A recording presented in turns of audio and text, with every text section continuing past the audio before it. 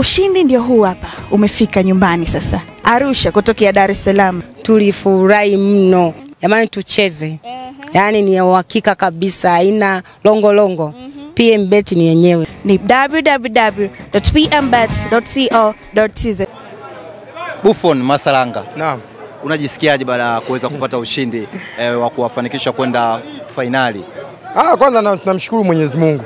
Ni jambo ambalo tulikuwa tunalihitaji na jambo ambalo tulikuwa tumeipanga kwamba lazima tufuate maelekezo ya mwalimu na timu isonge mbele hatua ya finali. Kwa sababu tumetoka kwenye mechi ya ligi wametufunga goli moja. Tukaona hapana, hatuwezi kukubali unyonge kwa sababu raundi ya kwanza wametufunga nyumbani, wamekuja kwao tu wametufunga. Hii ilikuwa ni zamu yetu. Ndio maana watu wamejitolea kwa hali na mali timu endelee kusonga mbele. Na kwa uwezo wa Mwenyezi Mungu limewezekana hilo, tumesonga mbele. Kitu gani ambacho mlifanyia marekebisho katika mchezo wa leo? Maana mchezo wa kwanza mliamini mnaweza mkapata ushindi na mliamini hivyo mmepata ushindi, sema kiwango au performance ya refa haikuridhisha. Leo nini mlirekebisha? Maana mmepata mabao matatu, maana ni mengi.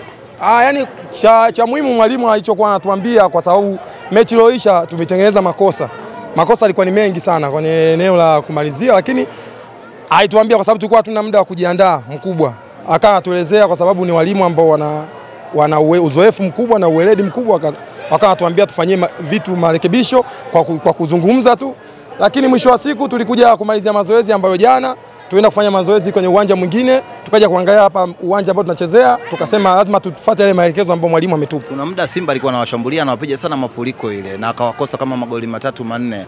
Kitu gani ambacho ulikuwa unamwambia kipa mwenzako? Maana Simba mnacheza na timu ambayo ina safu nzuri ya ushambuliaji. Kwa upande wa magolikipa sisi huwa tunaambiana, na bahati nzuri tuna kocha professional Webo, yani golikipa ambaye amecheza muda mrefu katika ligi yao ya Kenya. Ametuelekeza kila kitu ambacho tunatakiwa kwanza, kitu cha kwanza tupunguze makosa. Sisi eneo letu ni muhimu sana. Tukitengeneza makosa mengi tunaadhibiwa. Kwa hiyo tumepunguza makosa, at least leo imeonekana. Kila mmoja ameona, ndio maana tumepata ushindi. Call up ya national team, umeitwa national team, unajisikiaje Masalanga? Kwanza nashukuru kwa kila jambo, lakini nafurahi kwa sababu bado natakiwa niendelee kuperform vizuri ili niendelee kusonga mbele. Mimi katika mafanikio yangu, katika moja ya mafanikio pia kuitwa national team. Kwa hiyo bado niko kwenye mafanikio, naendelea kupambania mafanikio yangu ili aweze kuendelea.